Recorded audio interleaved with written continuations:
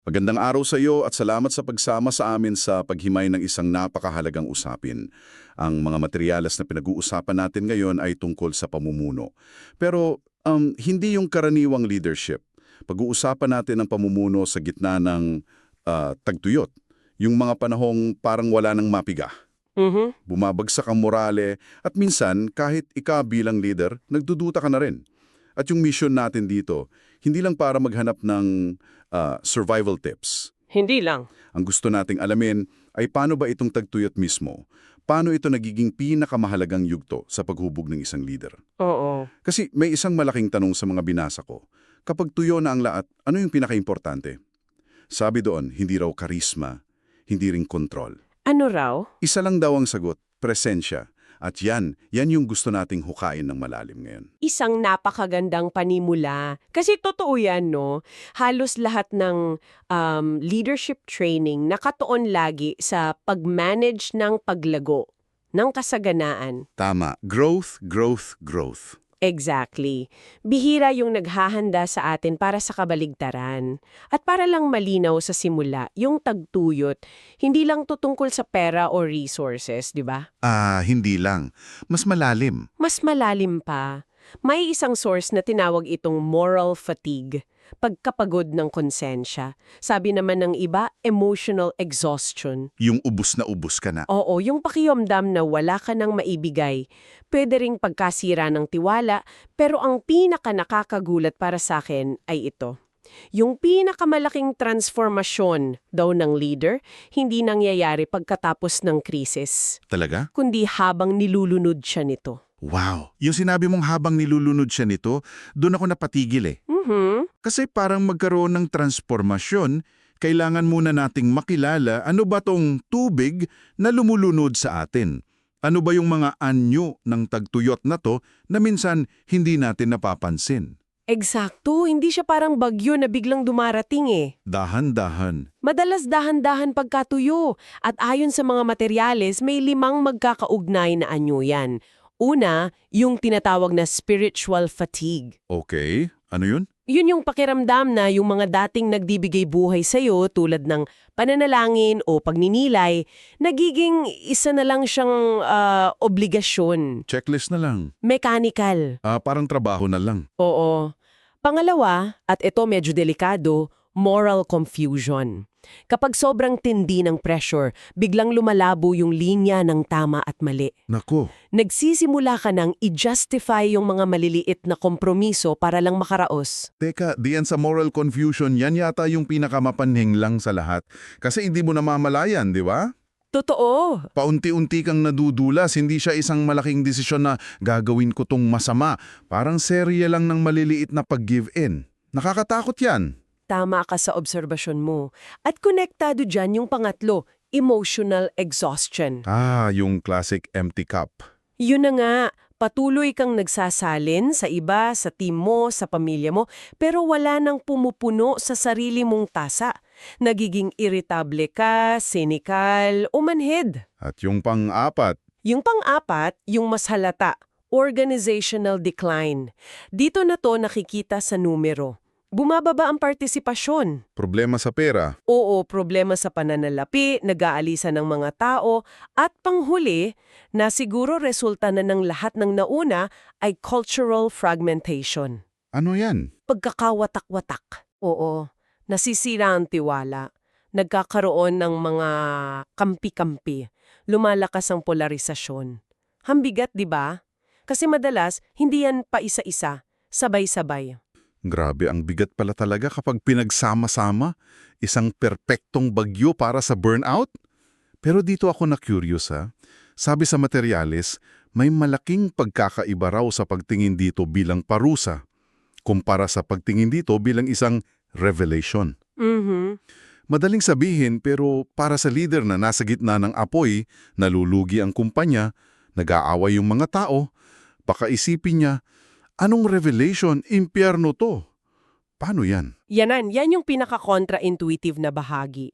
Kasi ang natural na reaksyon natin sa disyerto ay paano ako aalis dito. Oo naman, escape plan agad. Pero ang perspektibang inaalok, lalo na sa mga kwento sa Biblia, ay ano ang dapat kong matutunan dito. Ang disyerto, hindi lang lugar ng pagsubok, isa siyang divine classroom. Divine classroom. Wow. As pedagogy. Scarcity as pedagogy. Ang lalim. Yung kakapusan bilang paraan ng pagtuturo kasi may mga bagay tulad ng tunay na pagpapakumbaba, pagtitiis, malalim na pagtitiwala na hindi kayang ituro ng kasaganaan. Kasi kapag sagana, parang ang galing-galing mo. Exactly! Ang kasaganaan, nagtuturo sa atin na magtiwala sa sarili nating galing. Ang kakapusan, sinasampal tayo ng katotohanan na hindi natin kontrolado ang lahat. Interesting. Kung classroom pala yan, gusto kong makita yung mga case studies. Sino ba yung mga leader na dumaan sa ganitong masterclass? Si Moses siguro, na? Si Moses ang A+ student dyan. Kunin natin yung Exodus 17. Nasa disyerto sila. Walang tubig. Ang mga tao, galit na galit. Handa na siyang batuhin. Grabe yung pressure. Sobra. Pero yung leadership move niya, hindi yung mag-isip ng brilliant solution. Hindi niya sinabing, okay team, let's brainstorm. Ang ginawa niya, dalawang bagay. Una, hinarap niya ang galit ng tao. Hindi siya nagtago. Sinalo niya. Sinalo niya. Pangalawa, dinala niya yung hinaing na yon sa Diyos. At dito lumabas yung isa sa pinakamahalagang aral. Ang mga leader ay conduits.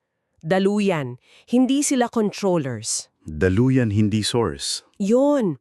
Nung sinabi ng Diyos na pukpukin niya yung bato, sumunod lang siya.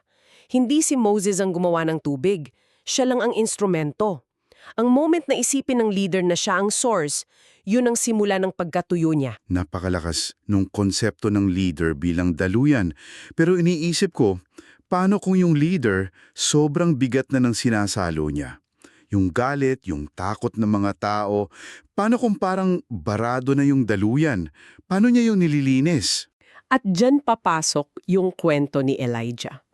Si Elijah. Siya yung propeta na nagdeklara ng tagtuyot. Pero pagkatapos ng malaking konfrontasyon sa bundok Carmel, hindi siya pinagtiti-victory lap ng Diyos. Ang unang utos, magtago ka sa tabi ng sapa ng Cherith. Magtago. Oo, magtago. Doon sa pag-isa, natuto siyang tanggapin ang diyaya sa di inaasahang paraan sa pamamagitan ng mga uwak na nagdadala ng pagkain. Wow. So bago siya naging daluyan palabas para sa iba, kinailangan niya munang maging daluyan papasok para sa sarili niya. Tapos, ipinadala siya sa isang byuda sa Zarephath na halos mamatay na rin sa gutom. At doon ang leadership ay naging mutual dependence. Mutual dependence. Yan. Parehong umaasa. Isang sayaw ng pagbibigayan at pagtitiwala sa gitna ng matinding kakulangan. Pinapakita nito na ang leader kinailangan din niyang matutong tumanggap para hindi maubos. Ultimate case study. Yun na yun. Kasi doon mo makikita yung banggaan ng dalawang mindset. Ang mga disipulo nasa scarcity mindset, kulang ang para, kulang ang pagkain, kaya ang solusyon nila, paalisin na sila. Na logical naman. Pragmatic yun. Oo, pero si Jesus, hindi niya itinanggi yung realidad ng kakulangan. Tinanong pa nga niya, saan tayo bibili ng tinapay? Inamin niya yung problema. Pero yung kilos niya, nanggaling sa ibang lugar. Sa halip na mag-focus sa kung anong wala, kinuha niya kung anong meron. 5 tinapay at 2 isda. Napakaliit. At ang una niyang ginawa, pinasalamatan niya. Yun yung susi? Dito nakasalalay ang buong aral. Ang pamumuno sa tagtuyot hindi nagsisimula sa pag-secure ng resources, kundi sa pagkilala at pagpapasalamat sa biyaya na nasa harapan mo, gaano man kaliit. At mula sa pasasalamat, sumunod ang pagbabahagi. Doon nangyari ang himala. Okay.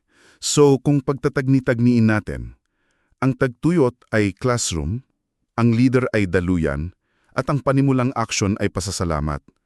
Kung hindi pala tungkol sa pagkakaroon ng lahat ng solusyon, ano yung pinaka-critical? Yung non-negotiable. paulit-ulit na lumalabas sa mga materyales mo yung salitang presence, presensya. Pero parang abstract ng salitang yan. Ano ba talaga ang itsura niyan sa isang magulo at maingay na Martes ng hapon sa opisina? Mahalagang i-demystify yan. Kasi ang leadership presence, hindi yan yung pagiging bibo o laging may magandang sasabihin. Hindi pala yun. Hindi. Isa itong disiplinadong desisyon na manatiling konektado at available sa mga tao mo, lalo na kapag ang pinakamadaling gawin ay magkulong sa opisina. May 3 sangkap yan. Una, emotional availability. Okay. Yung kakayahang makinig sa takot at hinaing ng iba nang hindi ka nagiging defensive o hindi ka agad tumatalong sa solusyon. Makinig lang muna. Makinig lang. Pangalawa, moral clarity.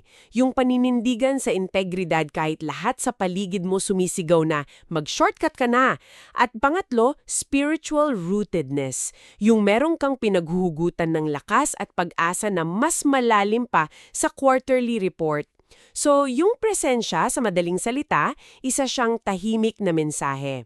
Nakikita ko ang hirap, hindi ako aalis, nandito ako, kasama ninyo. Ang kabaliktaran niyan ay yung tinawag sa material na the cost of absence. Ito yung panganib na hindi napapansin hanggat huli na ang lahat kasi ang pag-atras ng leader hindi naman laging may anunsyo, di ba? Hindi. Minsan, dahan-dahan lang siyang nagiging hindi available. Unti-unti. At ang epekto niyan mas malala pa sa kakulangan ng pera. Kapag ang leader ay umatras emosyonal, pisikal o spiritual, lumilikha ito ng vacuum. At yung vacuum mabilis mapuno ng takot, chismis at kawalan ng tiwala. Yon, chismis. Oo. Ang katahimikan ng leader, ang interpretasyon ng mga tao. Takot, pagwawalang bahala o pag-aabandona. Ang presensya ng leader, kahit wala pang solusyon, nagiging isang lifeline. Ito na mismo yung tubig sa diserto. Grabe. Tumagos sa akin yan at sigurado kung tumatagos din yan sa'yo na nakikinig. Pero heto ang practical na tanong. Paano mo gagawin yan? Ang maging present, ang maging daluyan, nang hindi ka mismo nauubos. Kasi yun ang pinakamalaking panig Baka ang balon mo mismo ang matuyo. At dito pumapasok yung pinakamagandang metafora sa lahat ng materyales na pinadala mo. Be a well, not a bucket. Maging balon, hindi timba. Yun. Ang leader na timba, sumasalok mula sa limitadong lakas at kaalaman niya. Nagbibigay siya hanggang maubos. Kapag tuyo na, wala na. Pero ang leader na balon, konektado sa isang malalim at tuloy-tuloy na bukal. Hindi nauubos. Hindi nauubos kasi hindi galing sa kanya dumadaloy lang sa kanya. Kaya nag-iiba yung tanong ng isang leader. Hindi na lang paano ako magbibigay, kundi saan ako kumokonekta para mapuno at paano ko aalagaan yung connection na yon. Maging balon, hindi timba. Napakalinaw. Pero sa gitna ng sunod-sunod na meeting at deadlines, paano ito isinasabuhay? Ano yung mga practical na gawain para masigurong hindi natatabunan ng lupa yung balon natin? May 4 na gawin na paulit-ulit na lumabas. Hindi ito mga komplikadong bagay. Una, Sabbath. Pahinga. Pero hindi lang simpleng day off. Ito ay isang regular, naka-scheduled na pagbitaw sa kontrol. Isang deklarasyon ng tiwala na hindi babagsak ang mundo kung magpapahinga ka. Pangalawa, panalangin. Hindi lang yung listahan ng hinihiling. Ito yung panalangin na nagre-recalibrate ng perspektibo mo. Pangatlo, at critical to, komunidad. Ang pamumuno sa tagtuyot ay hindi solo act. Kailangan mo ng 2 o 3 tao na pwede mong sabihan ng pagod na ako o hindi ko na alam. Yung totoong kausap. Totoong kausap. At pang-4, salita ng Diyos or scripture. Hindi para maghanda ng sermon, kundi para maging living water na nagpapalusog sa tuyong mong kaluluwa. At sa gitna ng lahat ng yan, gusto kong balikan yung isang punto na nabanggit mo. Hindi kailangan ng malalaking, heroikong aksyon. Hindi talaga. Yan ang tinatawag na the power of small acts. Ang kapangyarihan ng maliliit na gawa. Oo. Isang tapat na 5 minutong pakikipag-usap sa isang empleyadong nawawala ng pag-asa, isang email ng pasasalamat, ang pagbigay ng isang malinaw na susunod na hakbang kapag lahat ay nalilito.